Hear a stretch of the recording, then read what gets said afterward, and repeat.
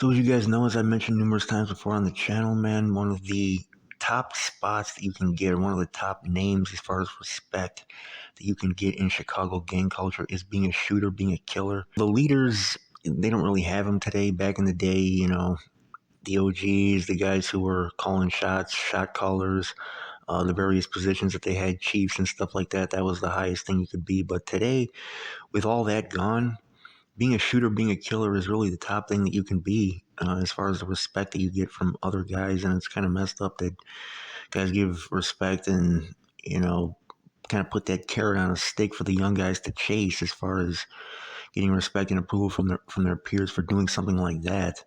But that's the way gang culture is. And they arrested a guy, and now they've charged a guy, man, who is a member of a street gang called the LAFAs. The LAFAs is a gang that I've talked about only a few times on my channels, not on this channel, but on the previous channels that I had. If you guys remember, if you were with me in the real early days, about like 8-9 years ago, I had interviewed some guys from Murda Park, from Jeffrey Manor, from the neighborhood, and they were a member of a gang that was actually enemies of the LAFAs. The LAFAs, it's an acronym, LAFA. It stands for Love Anna Forever and Always, and it's named after a woman who died, and I forget the exact year that she died, but it's way down there on the south side in the Jeffrey Manor neighborhood, and they beef with Murda Park, FBE, and those guys down there who I talked about before on the channel, and you guys got to meet those guys on the channel, man. And that was back when I was still promoting the drill music. I don't do that anymore. I felt like I was part of the problem when I was promoting drill music, so I was interviewing a lot of those rappers, but I never got to interview any rappers from the LAFAs, though, when I was doing that. But you guys only heard like one side of that conflict. I think, talked about them a little bit, but yeah, they don't really have like a gang affiliation. It's kind of interesting. They don't, as far as I know, claim GD, BD, Vice or nothing like that. The guys from Murda Park do. From FBE, they claim various stuff. I think, I don't want to say any wrong information because I've heard some of those guys claim several things. But as far as the LAFAs, it's just LAFAs. So what they do in the joint when they get locked up, I don't know. But as far as I know, that's the only thing that they claim. But we got, again, some older guys, man. And it's sad to see some of these guys going down at this age. They had a woman with them who was like in her 50s. So again, this is the feds, man. And you can see the feds are really not playing around with these gangs right now, man. This, again, is a multi-year investigation. And it previously resulted, they said, in convictions of 20 others. So this is a takedown of the LAFAs. Now, I previously talked about Rack City. They are also down on the far south side in that in the 90s, down there over by 93rd and Halstead. The LAFAs are also down there in the 90s. So I don't know if they were targeting that particular part of the city for some reason, but you see recently several gangs going down from that area. So they said, member of violent Chicago street gang convicted in federal racketeering and drug trafficking probe. So this particular conviction is about this one particular guy who's a shooter, and he's 34. So they said a federal jury in Chicago has convicted a member of a violent Chicago street gang of participating in a racketeering conspiracy that included murder and attempted murder. The multi-district investigation previously resulted in the convictions of 20 other defendants. So this is an ongoing thing of like this whole gang. So this was on April 28th of 2023. They convicted a guy named Marty. He's 34 after a 2-week trial in the U.S. District Court.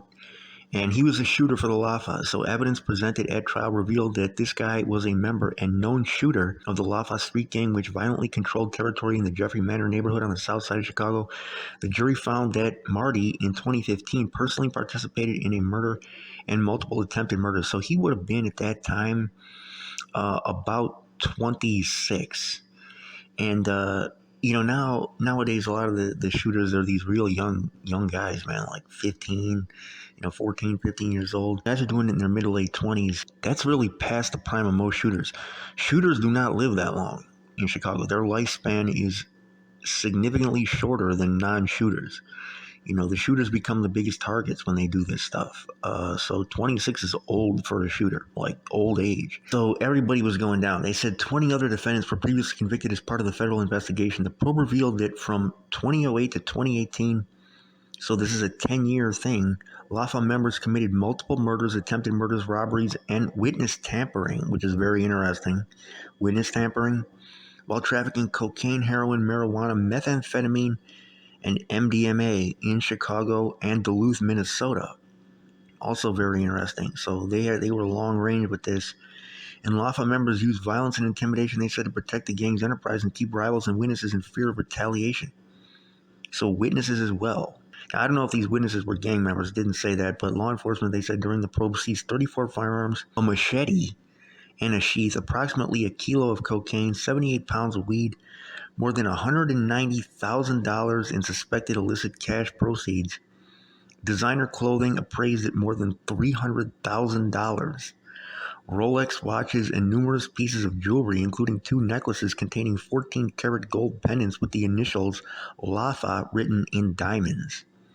So they were living it up down there, getting some serious cash. Well, I don't know if I could say that that's serious cash when you consider all the members that this was split amongst.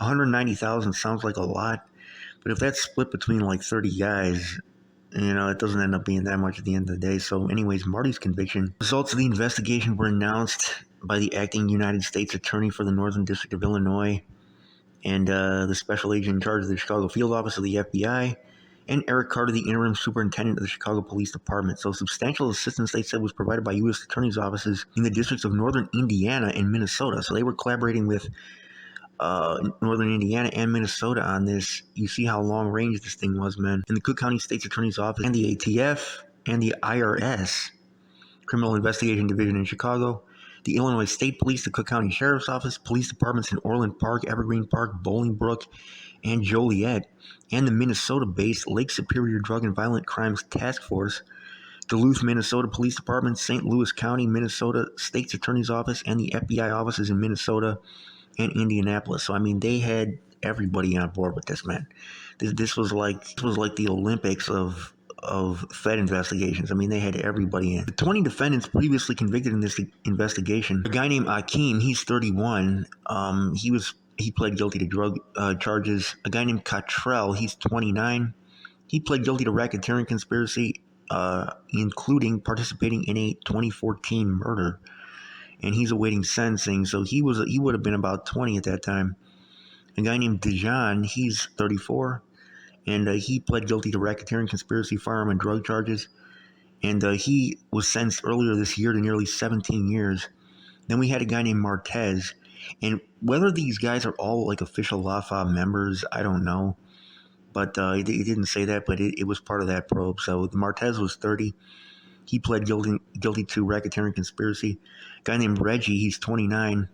He pled guilty to racketeering conspiracy, including participating in a murder and attempted murder, and he awaits sentencing. A guy named Kerry, he's 30.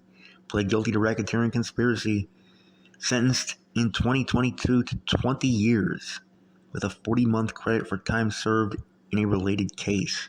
So there were no murder charges for him, but he got sentenced to 20 years for racketeering. Then a guy named Tony, he's 28. Racketeering, he still awaits sentencing. Quentin, he's 32. Racketeering, and he was sentenced in 2022 also to 20 years and 7 months with a 76-month credit for time served in related cases. So you see, they are slamming these guys, man. A guy named Rakeem, 30. Racketeering, drug conspiracy, and a firearms offense, he awaits sentencing. Now, this one is sad, man. A woman, 50 years old, of Chicago, pled guilty to drug conspiracy, but she only got 4 years. So she didn't get the racketeering charge. You see, the racketeering carries the pretty harsh penalties. So I doubt, it doesn't sound like she was a LAFA. I don't know, though, because 50 years old, racketeering thing is absent from her. She's only got the drug thing in only 4 years. A guy named Derek, he's also 50. Drug conspiracy sentenced to 6 years, so the older folks are not getting that much time. A guy named Rashad, he's 46. Drug charge, 5 years. So those are some of the guys that they booked in this investigation, man, and you can see some of them still await sentencing, but this was a lot of guys. I mean, they took a lot of people off of the LAFA's list. So I don't know how many total members the LAFA's have. It seemed, I kind of got the impression that they were pretty deep, but I don't know for sure, man. I don't know for sure how deep they are, but I mean, like almost 20 people. That's a big hit to that gang, man. And like I said, they didn't say if all of them were like official members or some of them were just like friends with them or whatever. But you can see a couple of the guys. Only a couple of them were in there for murder. But this one particular guy, this guy Marty, was apparently a shooter for the LAFAs, and he now has been taken out of the game and convicted. So we'll see how much time he gets.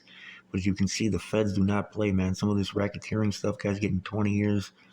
A murder, I don't know what that's going to be, but we'll see, man. But yeah, it's not going to be any respect he got for being a shooter. It's not going to be worth it now because I'm telling you, 34. You know, let's say he only gets what the guys who got the racketeering got. Not going to get out till he's 54. But he could potentially get life, or actually with the feds, you could potentially get the death penalty. I mean, he would be eligible for the death penalty because the feds still have that. The Illinois state does not. But yeah, that's what's going on right now with the LAFAs, man, and how this will affect their conflict with Murder Park has yet to be seen.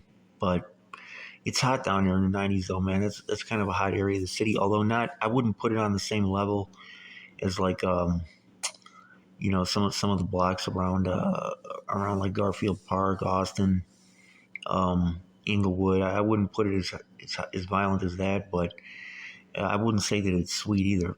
But the homes down there are beautiful. That's one of those areas of the city where you could really see like these homes could really be worth a fortune if there wasn't so much violence there. But yeah, the violence, unfortunately, man, it keeps that area kind of impoverished. You know what I'm saying?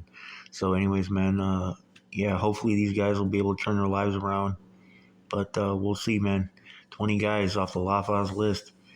And the feds, they keep on taking down one gang after the next. I mean, it's just a matter of time. We'll see who the next gang is that they go after. But for some reason, they've been going after that one particular area of the city a lot lately.